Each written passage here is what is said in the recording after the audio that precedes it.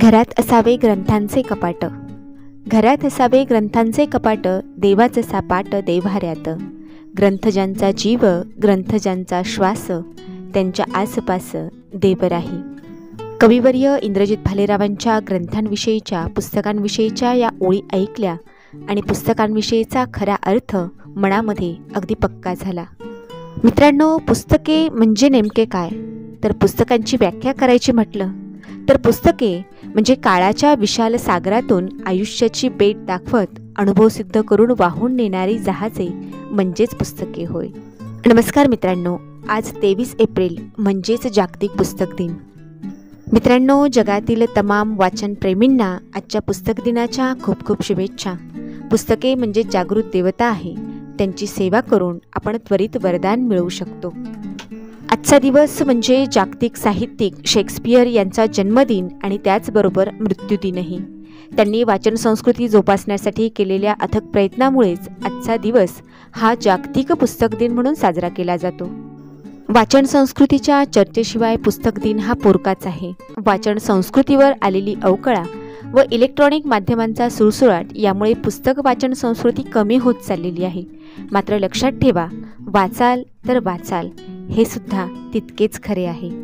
मित्रांनो, झेप घेणाऱ्या पंखांना ज्ञानाचं बळ देणारी ही पुस्तकेच असतात. जीवनात आनंदाचे सप्तरंग देखील पुस्तकेच उधळतात. मित्रांनो, पुस्तके का वाचावीत? जगण्याचे जर भान पाहिजे वाच पुस्तके, जगती जर सन्मान पाहिजे वाच पुस्तके. ग्रंथा वाचुनी अर्थहीन हे अवघे जीवन, जिंदगीत जर जाण पाहिजे वाच पुस्तके.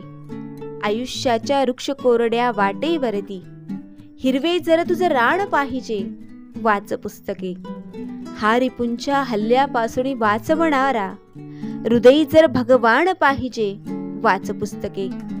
संस्कारांनी घडतो माणूस मोठा होतो, मानाचे जर पान पाहिजे वाच पुस्तके. सत्व संस्कृती माय मराठी हवी जपाया, मातीचा अभिमान पाहिजे वाच पुस्तके.